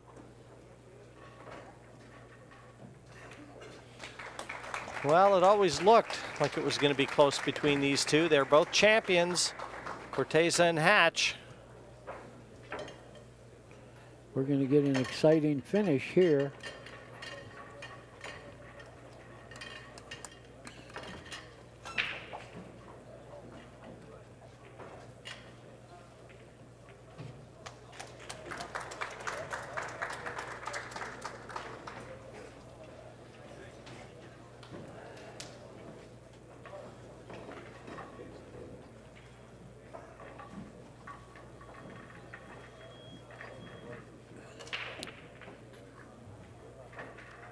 Well, Dennis is talking to someone over on the side. And just had a quick look at the rack. And Vann Corteza is going to break rack number 17. Pardon me, rack. Oh no, rack number 17. It's 8-8. He banked the 1. He banked the 1. He's saying, where are you 2? Well, he's got the 2, but look where the 3 is. What do you do here, Jim? Awful tough stroke. He's over the top. Yeah, but Danny, you know what? It looks like if you can hit this dead on and you can hold the cue ball behind the 4, you really can't see him trying to knock this in and get position to the 3. But if you hit it dead on, you could almost hold the cue ball behind the 4. You know you're banking that 2 off a couple cushions up towards the other corner pocket, so it's a risky shot. But cueing over the 5, You just can't see him get shape here. Wow, if he does, there's going to be a lot of applause. Wow. Look at that He hit. hit that as good as he could hit it, and he still didn't get there. He got snookered. He can't even hit the 3. And I thought that's what you were talking about. Cinch the 2 so that you can hit the 3, because he did have a good safe off the 3. Much better shot. Yeah, look where he is now. Oh, he's going to have, you know what the trick shot here is? Bounce the cue ball up in the air off of the rail. See it? You're right. And you get elevate down. That's right. You jack up a little bit, hit the center of the cue ball so it's airborne when it hits that cushion and bounces over the 7. I don't see anything else he could do unless he wants to give him ball in hand and tie him up. I don't think that shot's in his repertoire, what I said. Forget it. Forget it. Yeah, the only other shot was tie up the 7. Dennis won the first 2 racks of this match. He led 5-2 at one stage. But ever since then, it's kind of gone back and forth. Corteza caught him, and Dennis would go ahead. And once again, Corteza has caught him. So if you're superstitious, you got to feel it's Dennis's turn to win the rack. Well, the 5 ball's not sitting real good, but he might have a billiard 5-9.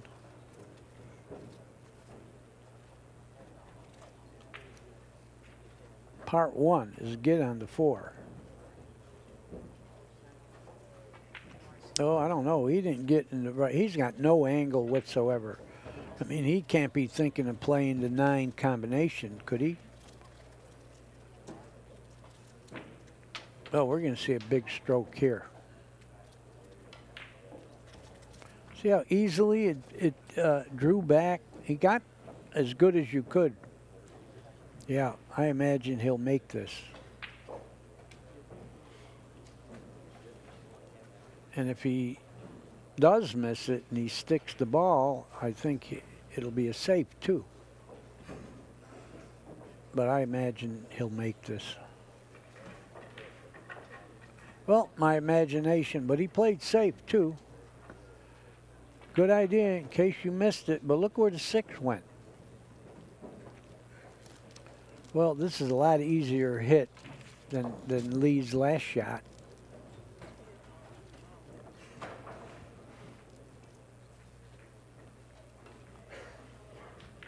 Well, he hit it. Is he going to make the 7? No.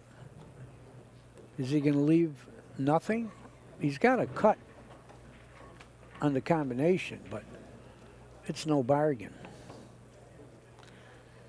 One thing about it, you could almost play it and try and develop the 6. Yeah, he could do that. But that is putting it all on this shot.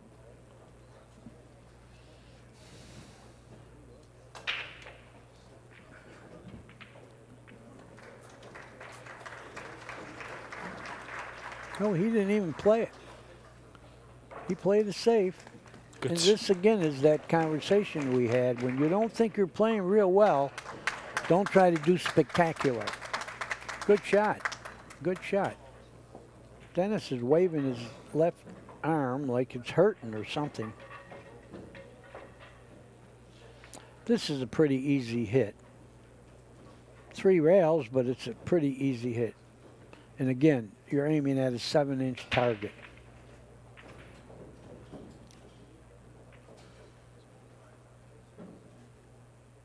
Might make this in the side. Oh, don't hit the 6. The worst thing he could have done.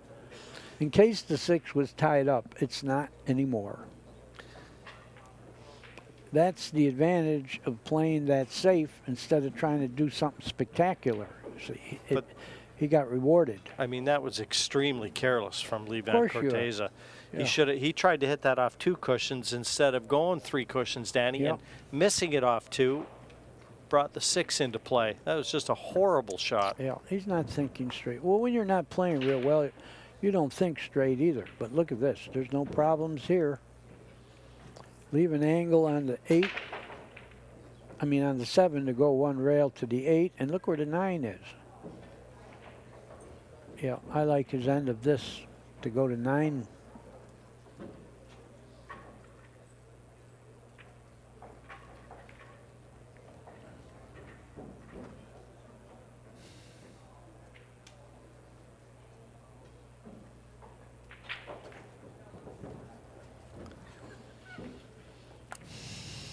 Well, we said it was Dennis's turn. Yep. Gets the 9, stays in front, 9-8. And breaking, and he's breaking much better than Corteza is.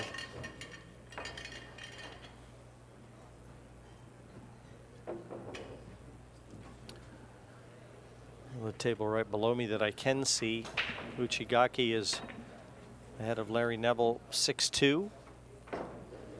And I can't make out any other scores. I know that Alex Pagulayan is playing Huji C on the front table. I got no chance of seeing that one. And Jundel Mazon, I think, is playing Oscar Dominguez. That's a loser's bracket match. The Pagulayan Huji C, a winner's bracket pairing. And Dennis Hatch, 9-8 in front, gets the wing ball, the 1. The 2 is going to be sitting nice. What a perfect break. Yeah. Yeah, he can get on the hill here. Yeah, I don't see any big problem. If any, is the 2 to the 3, but he's a big guy, left-handed. I think he could reach this.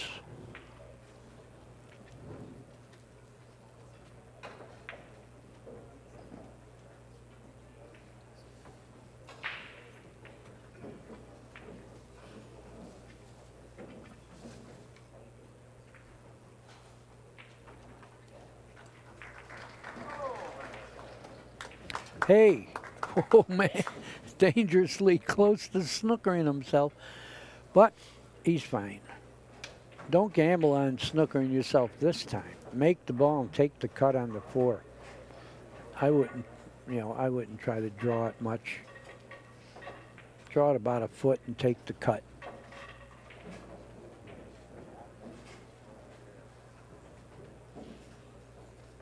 There's Barry Berman and his daughter Shannon, and my good friend Tony C. from Florida. Oh, he didn't want it. Instead of drawing it, he hit it bad speed, one railing it. Oh, he's fine, but the only thing is, a little tougher to control Whitey when you got to hit a ball thin.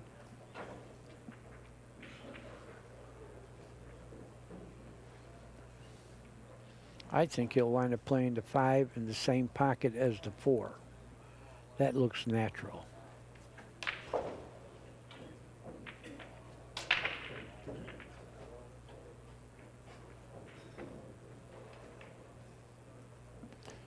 Oh, he's going a mile away here. What was that?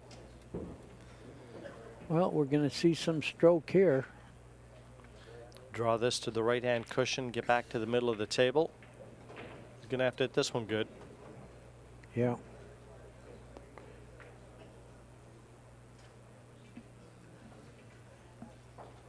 Oh, a little powder.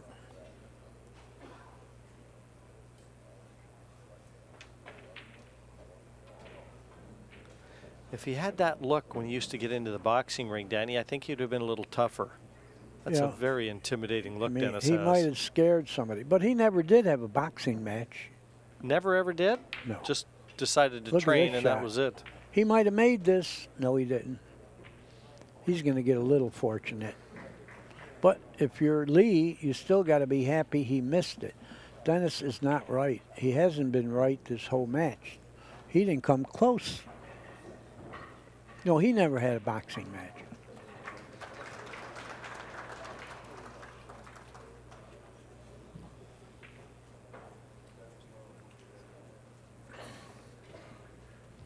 Well, do you gamble and try to bank this? Position is tough. You got a pretty good safe. Yeah, I got to play safe here, don't you? Yeah, absolutely. Yeah. Might go 2 rails behind the nut. No. But then again, we're not out there playing. Boy, I haven't been right too much. Well, I would have played safe there, but that doesn't mean that what we're saying is wrong. It's just that he liked the aggressive option, and it was a good shot, and should be a winner. Yeah. Well, look at this. Still left it a little tricky. You know, he can cut it in the side, I believe. Yeah, cut it in the side, go one rail to the 9 or 2 rails. 1, 2. Perfect. We're going to have a race to 2, and he's second now. Yeah, I thought Dennis was going to get out there.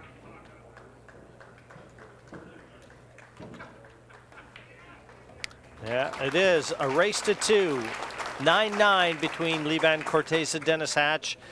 And now Vann Corteza assumes the role of favorite. He's breaking.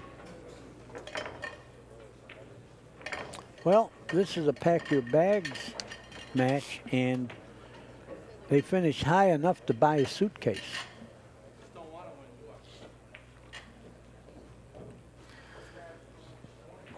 And Dennis is having a chat.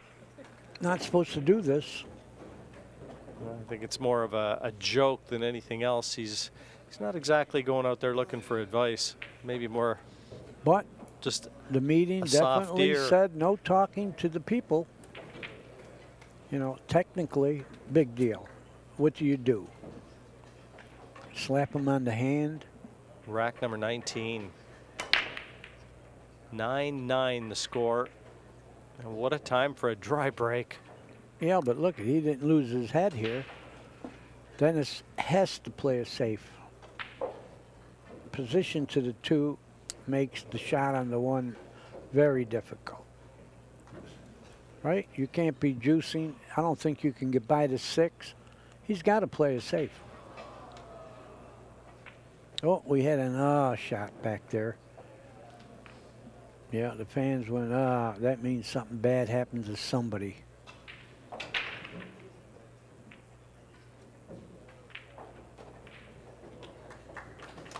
He's going to get him fair and square here. Well, we're looking at a kick shot here to stop ball in hand. He didn't hit it. Dennis gets ball in hand again. You love ball in hand when you're struggling a little. You love ball in hand when it's 9-9 too. Yeah.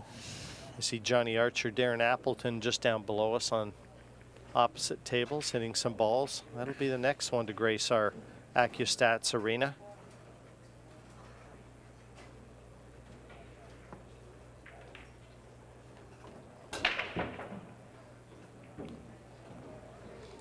Got good here.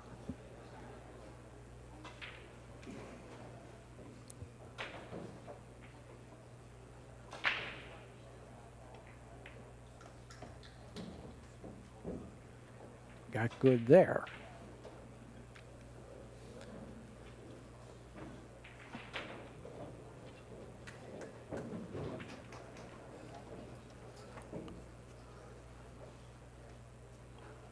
Well, if you can just try and pinch the pocket a bit, stop it right there, should be good.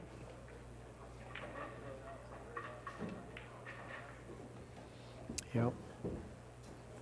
He's going to get a cut on the 5 to go 1 rail to the 6 and the side.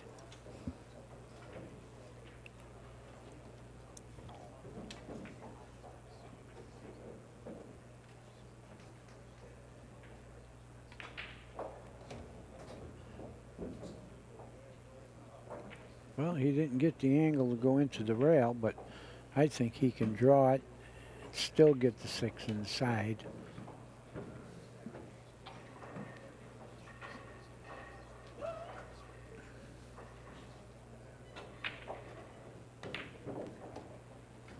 Nicely done.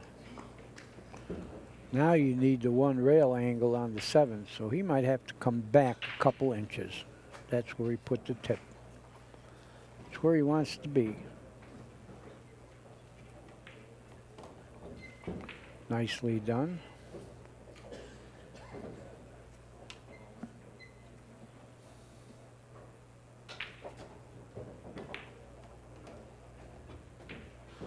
Man, plenty of angle on the 8. Get Yeah. the cue ball back up for the 9.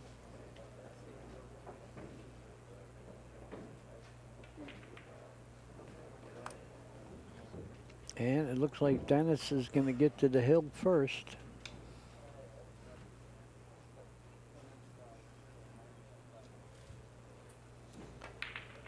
Vann Corteza's drive break, his 5th one of the match. And Hatch trying to gear himself up. 10-9 he leads. Yeah, that's been the difference late in this match. Dennis is breaking much better.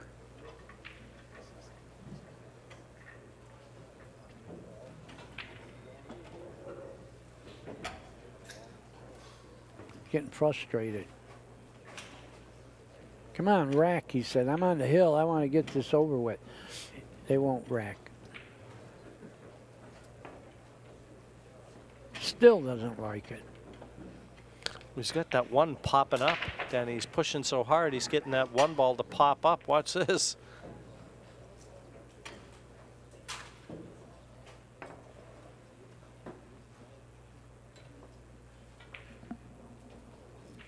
Well, he likes it. Williams, we need you back at table 3, Charlie Williams.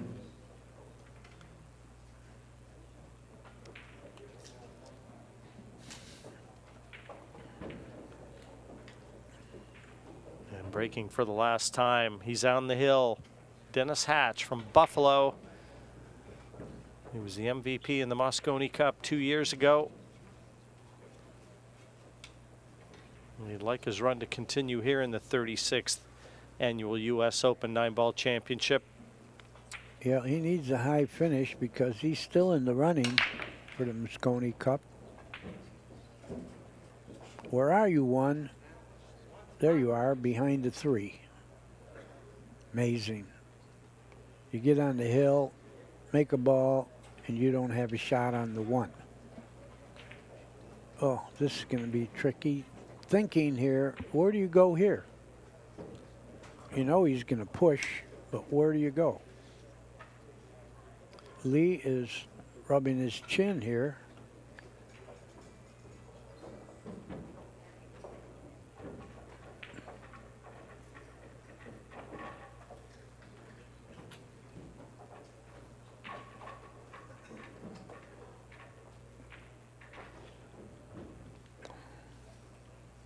Sip a little water to try to think a little better. What do you do here, Jim? Where do you push? He's looking down the bottom corner, even near the diamond, but you can flick the edge of the 1. There's just no safeties available. And I mean, at this point in the match, Danny, anything, you know, if a mistake comes, it's just magnified because these are the mistakes everyone's going to remember. And I don't think he could tie up a ball when he pushes. That would be the move. Yeah, just down where he's standing now. I mean, it wouldn't really afford Vann Corteza anything easy anyway. Even a shot at the 1. Well, he's going to push up table. Oh, he didn't push far enough. He let him cue the ball. He's liable to fire the 9 in and draw the cue ball back. You know what? I don't like that push anyway. Not there. No. Not a good push. Lee's liable to fire at this 9. Draw the ball all the way back. It would be spectacular if it found a pocket.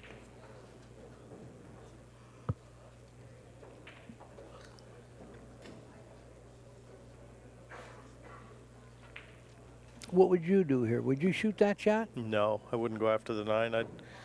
Where are you going to go? I would try and kill the 1 and try and float it down by the 9 and just feather the cue ball over him behind those colors.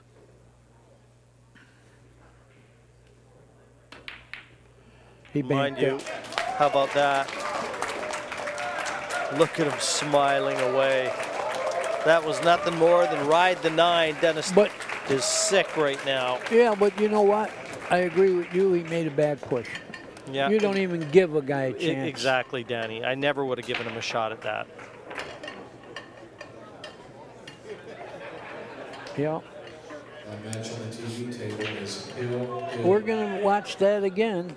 He is out.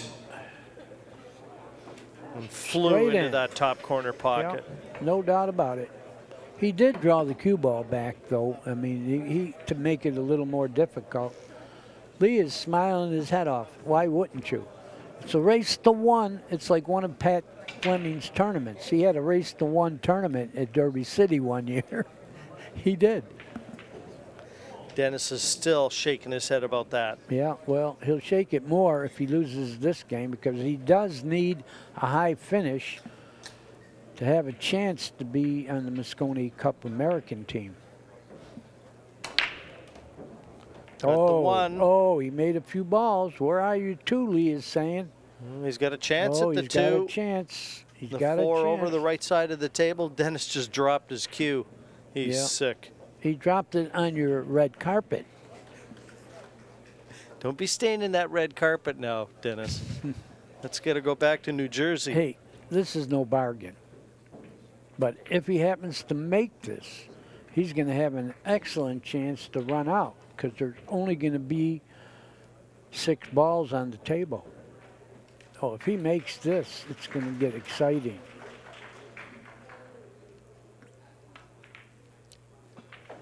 He didn't make it, really, but he hasn't been pocketing good. Well, Dennis has a chance now. Yeah, he has that worried look on his face. He can cut the 2 in. But you got to watch out for the side pockets. No bargain here. He's got to be happy that Lee missed because he would have been in great shape to run out. Yeah, watch out for the side pockets.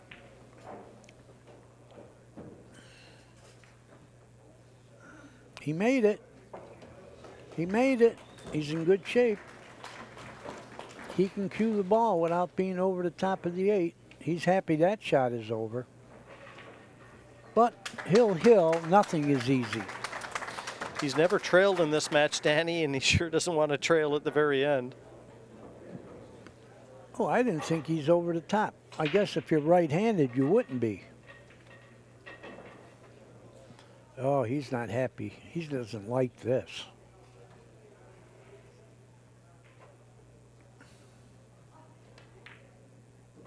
Likes it now. He likes it now. Oh. Every shot is life or death right now for Dennis Hatch. Why did he pound the table? I thought he got good here. He's over the top, but okay. Like I said a little while ago, nothing is easy. Hill. Well, he's going to have to just float this in and spin the cue ball back out for the 6 bottom left. Yeah, I think he can cue it. Oh, he didn't spin it quite enough. Yeah, I don't know why he was getting so upset there. I know, he was pretty good. He was pretty perfect on it. Look at this.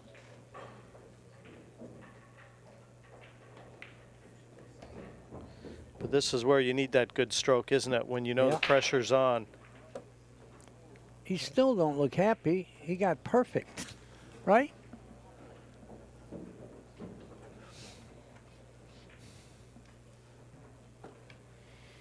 Now, Pat Fleming's theory of the guy breaking at Hill could stand up because he figures that the breaker loses more than he wins. But you're not going to give the break to Dennis Hatch. Well, he missed an easier shot than this earlier on the 8. Very similar to this, too. Mm-hmm.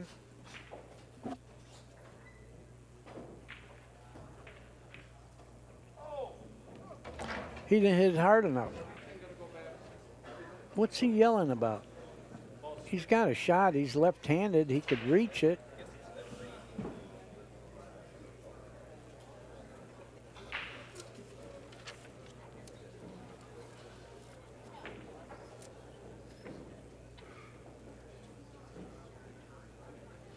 You know what? He's stalling. Get up and shoot the ball. Good thing he is left-handed here, though. Yeah, and he's big. He's going to make this. There's no doubt about it. And make it he does. Dennis Hatch, 11-10 over Vann Corteza.